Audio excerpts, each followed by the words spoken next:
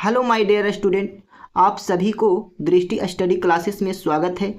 आज class 10th का physics chapter 1 जो है प्रकाश का प्रवर्तन, उससे जो बेसिक चीज़ें हैं वो लेकर के आए हैं।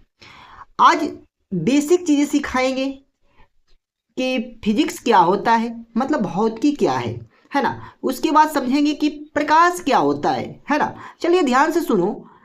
तो यहाँ पर सबसे पहला चैप्टर में पढ़ना है प्रकाश के प्रवर्तन। प्रकाश के प्रवर्तन क्या में पढ़ना है? भौतिकी में पढ़ना है। क्लास 10 ये 2027 बोर्ड एग्जाम के लिए तैयारी करवा रहे हैं। और यदि इस चैनल पर अच्छे से प्यार दुलार मिलेगा तो हम प्रतिदिन ऐसा ही वीडियो लेकर के आते रहेंगे, है ना। चलिए ध्यान से सुनो। पहले समझते हैं बबुआ कि भौतिकी शास्त्र क्या होता है, भौतिकी क्या है।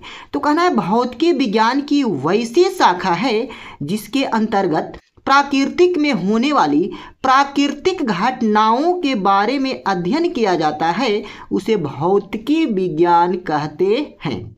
अब समझेंगे बाबू प्राकृतिक घटना क्या होता है। प्राकृतिक घटना जैसे हो गया बाबू मौसम को बदलना। क्या मौसम प्राकृतिक के द्वारा बदलता है या नहीं बदलता है? जी बदलता है। आगे ध्यान से सुना, बादलों का बनना। बादल जो बनता है बाबू वो प्राकृतिक घटना के द्वारा बनता है। चाहे वर्षा का होना, चाहे चंद्र ग्रहण लगना, सूर्य ग्रहण लगना, ये सब क्या है बाबू? प्राकृतिक घटना है। अब समझते हैं कि जो भौतिक विज्ञान है इसका जनक किन्हें कहा जाता है। तो भौतिक विज्ञान का जनक न्यूटन को कहा जाता है। किन्हें कहा जाता है बाबू? न्यूटन को कहा जाता है। किनको कहा जाता है? न्यूटन को कहा जाता है ना। चलिए अब समझते हैं बाबू प्रकाश क्या होता है। पहले समझते हैं प्रकाश क्या होता है। समझ गए भौतिकी क्या होता है? तो भौतिकी यदि कोई पूछता है कि बाबू भौतिकी क्या होता है, तो कहना है भौतिकी विज्ञान की वैसी शाखा है जिसके अंतर्गत प्राकृतिक में होने वाली प्राकृतिक घटनाओं के बारे में अध्ययन करेंगे। जो प्राकृतिक के द्वारा घटता है, उस जो प्राकृतिक घटनाओं के बारे में अध्ययन करेंगे उसी को हम क्या कहेंगे? भौतिकी शास्त्र या भौतिकी विज्ञान कहेंगे, है ना। जैसे इनका जनक हो गया बबुआ न्यूटन। इनका जनक कौन है? न्यूटन है। अब प्राकृतिक घटना जैसे तो समझा ही दिए हैं कि मौसम को बदलना, बादलों का बनना, वर्षा का होना, चंद्र ग्रहण, सूर्य ग्रहण लगना, ये सब क्या है? प्राकृतिक घटना है। अब समझते हैं बाबू चैप्टर 1 में पढ़ना है प्रकाश का प्रवर्तन। पहले समझते हैं कि प्रकाश होता क्या है। तो ध्यान से सुनो। तुमसे पूछेंगे कि बबुआ प्रकाश क्या है, तो कहना प्रकाश वह भौतिकी कारक है जिसकी उपस्थिति में हम लोग किसी भी वस्तु को देखने की क्षमता होती है, उसी को हम प्रकाश कहते हैं। जैसे बाबू यदि कोई तुम्हारे अंधेरा घर में कोई व्यक्ति को कोई वस्तु लाने के लिए कहता है, तो क्या की आवश्यकता होता है उसमें?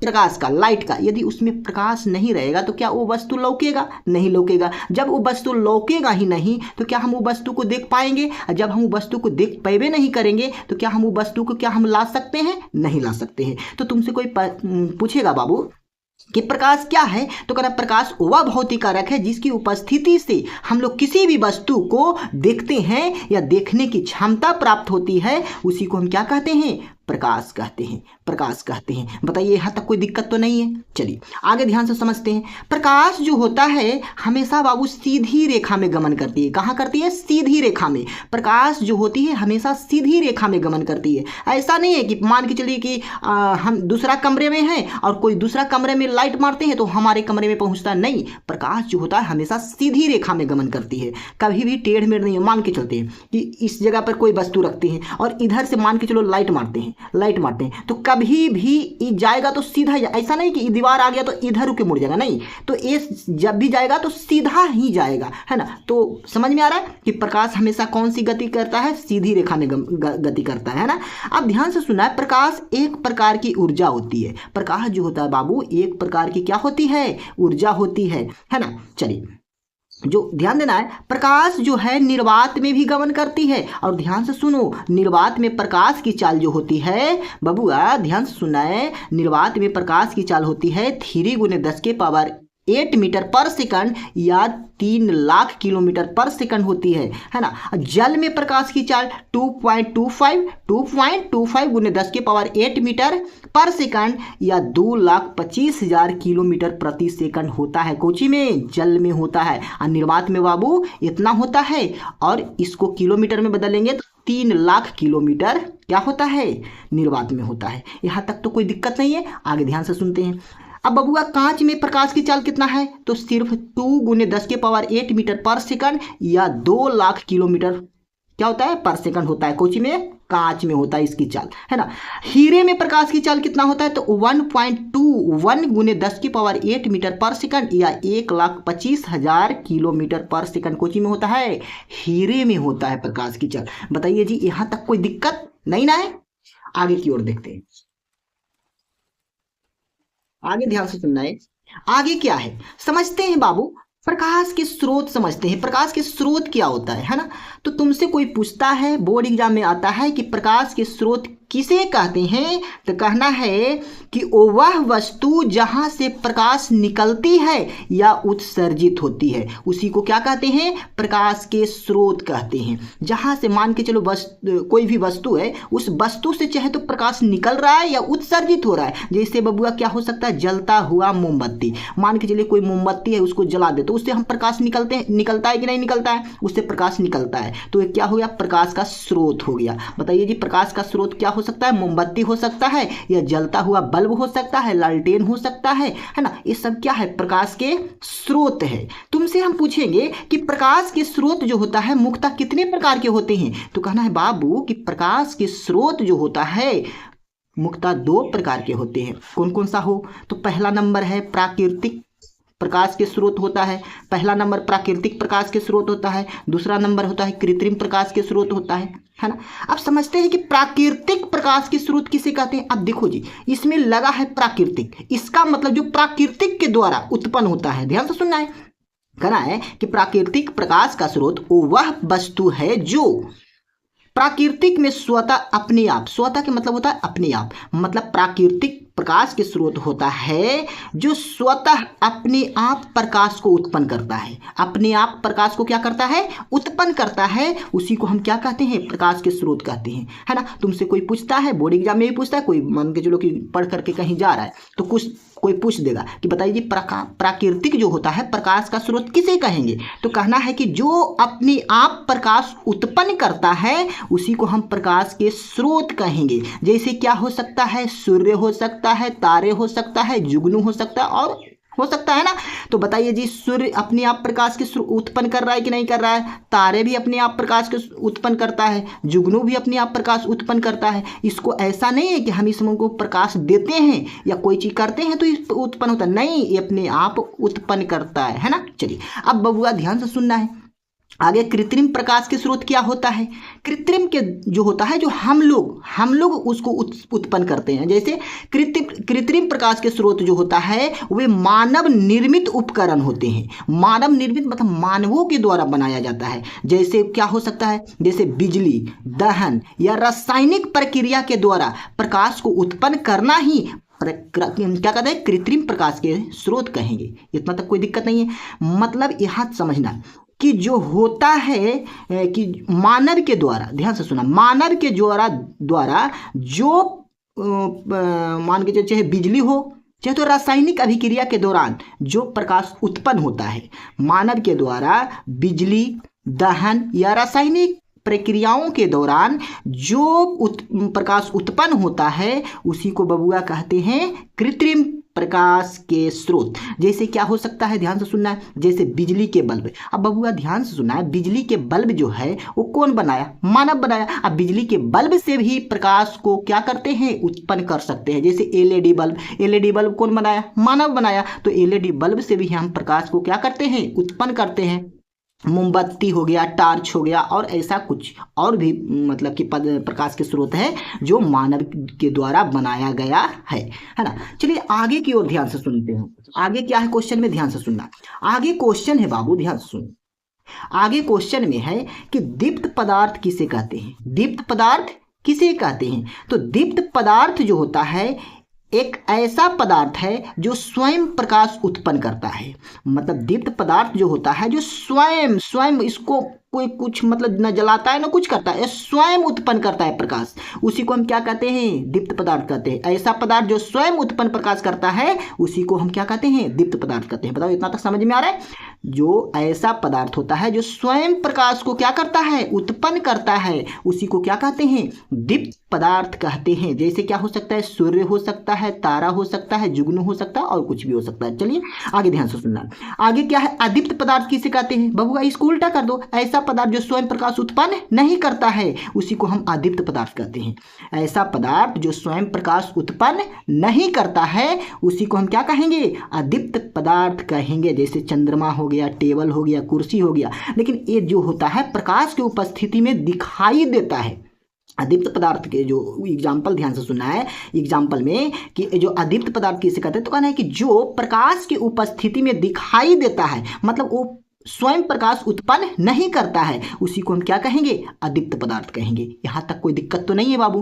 कोई दिक्कत है? चलिए आगे समझते हैं किरण।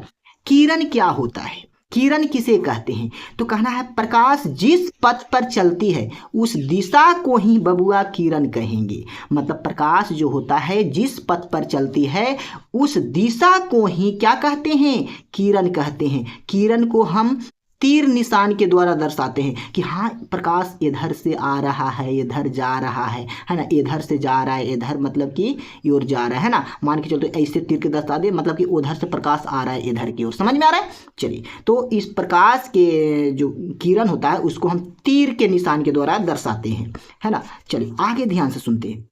आगे क्या है इसमें? ध्यान से सुना। तीर का निशान यह बतलाता है कि प्रकाश किस ओर जा रहा है या किस ओर आ रहा है। मतलब तीर का निशान यह बतलाता है कि प्रकाश जो है किस ओर जा रहा है। और ध्यान से सुना अगला डेस क्या है? किरण हमेशा प्रकाश के चलने का सीधा मार्ग को दर्शाता है। जो किरण होता है प्रकाश किस ओर चलता है उसी को सीधा मार्ग जो होता है वो क्या करता है? किरण दर्शाता है। आगे ध्यान से सुनना है।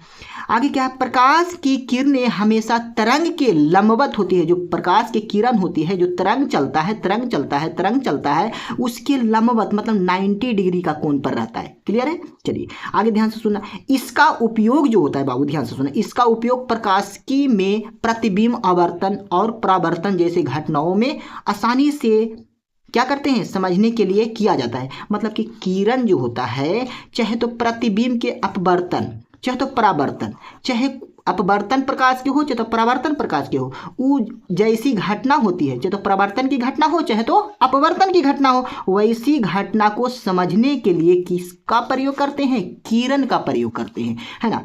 चलिए यहाँ तक कोई दिक्कत है जी? नहीं ना। आगे की ओर देखते हैं।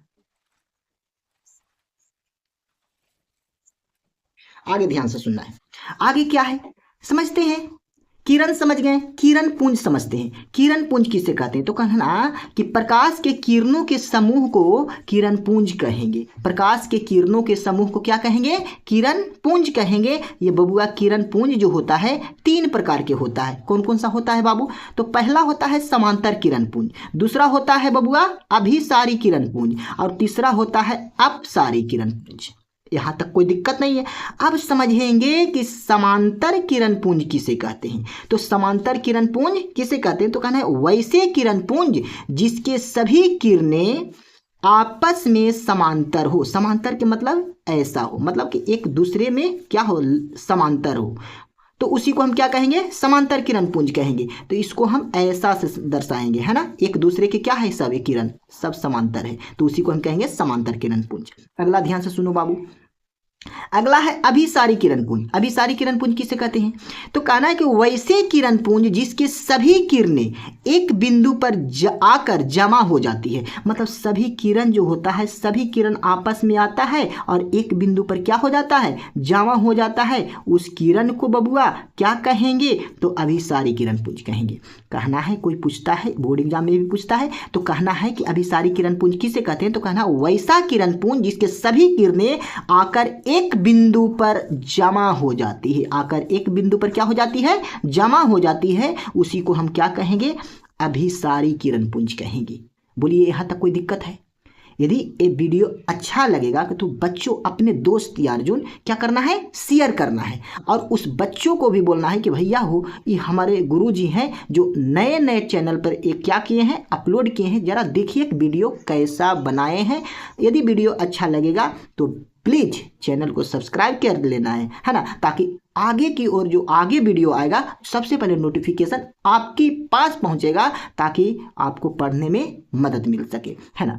आगे ध्यान देना है, आगे बबुआ ध्यान देना है। आगे क्या है, ध्यान से सुनो। आगे क्या है, आगे है अपसारी किरण पुंज। अपसारी किरण पुंज किसे कहते हैं, तो कहना है कि वैसे किरण पुंज जिसके सभी किरणें एक बिंदु से निकलकर फैलती चली जाती है। तुमसे पूछेगा अपसारी किरण पुंज किसे कहेंगे, तो कहना वैसे किरण पुंज जहां से सभी किरणें मतलब एक बिंदु से निकलकर क्या हो जाती है, फैलती चली जाती है, उसी को हम कहेंगे अपसारी किरण पुंज। उसे क्या कहेंगे, अपसारी किरण पुंज। बताइए समझ में आ रहा है, मतलब एक बिंदु से निकलकर फैलती चली जाती है वह किरण को हम क्या कहेंगे, अपसारी किरण पुंज कहेंगे। आगे ध्यान से सुनना है। तुमसे पूछेंगे प्रकाशीय माध्यम किसे कहते हैं। अब ये बबुआ तू पूछ, कमेंट में आएगा क्या कि भैया कैसे पूछेंगे, तो कमेंट में देखेंगे कि कौन कौन मतलब कि सही, मतलब कि उधर से मान के चलो हमसे कहना कि भैया हमसे पूछ लीजिए पूरे याद है, तो हम कमेंट में पूछेंगे कि बबुआ प्रकाशीय माध्यम किसे कहते हैं, अपसारी किरण पुंज कहते हैं, तो उधर से कमेंट में पूरी तरह से लिख करके भेज देना है कि हाँ इसे कहते हैं। क्लियर है, चलिए। और यदि हम नहीं पूछेंगे बोर्ड एग्जाम बबुआ जरूर पूछेगा, है ना। चलिए तो चलिए हंसते रहिए, मुस्कुराते हुए और मन लगाकर पढ़ते रहिए, ताकि आपको भी अच्छे मार्क्स आ जाए और माता पिता खुश हो जाए, है ना। चलिए ध्यान से सुनिए, आगे ध्यान देना है। क्या है प्रकाशीय माध्यम किसे कहते हैं, तो कहना है प्रकाशीय माध्यम एक ऐसा क्षेत्र होता है जहां से प्रकाश की किरणें निकलकर नेत्र तक पहुंचती है। अब बबुआ ध्यान से सुना, प्रकाशीय माध्यम क्या होता है जी, प्रकाशीय माध्यम होता है एक ऐसा क्षेत्र होता है जहां से प्रकाश निकलता है तो सबसे पहले नेत्र तक पहुंचता है, और नेत्र जो है दूसरी वस्तु पर क्या करता है, रिफ्लेक्ट मतलब पहुंचाता है, तो उससे हम कोई वस्तु को क्या करते हैं, देखते हैं। क्या करते हैं, देखते हैं। या ध्यान से सुने, यदि ऊपर वाला इससे अच्छा नीचे वाला लगे तो भी याद करना है कि प्रकाशीय माध्यम वह पदार्थ होता या क्षेत्र होता है जिससे होकर प्रकाश की किरणें गमन करती है, जिससे होकर प्रकाश की किरणें क्या करती है, गमन करती है या गुजरती है, उसी को हम क्या कहते हैं, प्रकाशीय माध्यम कहते हैं। कोई दिक्कत है जी, नहीं। आगे ध्यान से सुनना है। प्रकाशीय माध्यम बबुआ कितने प्रकार के होते हैं, तो हम पूछेंगे कि प्रकाशीय माध्यम कितने प्रकार के होते हैं, या बोर्ड पूछेगा कि प्रकाशीय माध्यम कितने प्रकार के होते हैं, तो कहना प्रकाशीय माध्यम 2 प्रकार के होते हैं। कौन कौन सा हो, समांगी माध्यम और विसमांगी माध्यम।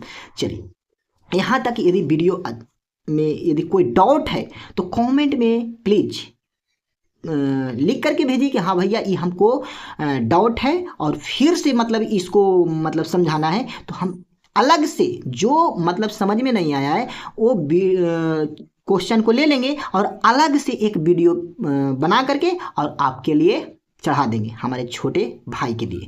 यदि वीडियो अच्छा लगेगा तो दोस्तों जरूर शेयर कीजिए, और मिलेंगे आगे की समांगी माध्यम और विसमांगी माध्यम, ये दोनों को आगे की ओर बढ़ाएंगे, और इसके आगे जितना आज पढ़ाए हैं उतना ही अगला पार्ट 2 में मिलना है ना, पार्ट 2 में मिलना है। आगे पार्ट 2 वीडियो मिलेगा, लिखना है फिजिक्स पार्ट 2 दृष्टि स्टडी क्लासेस, सबसे पहले वीडियो मेरा ही आएगा, ठीक है। चलिए।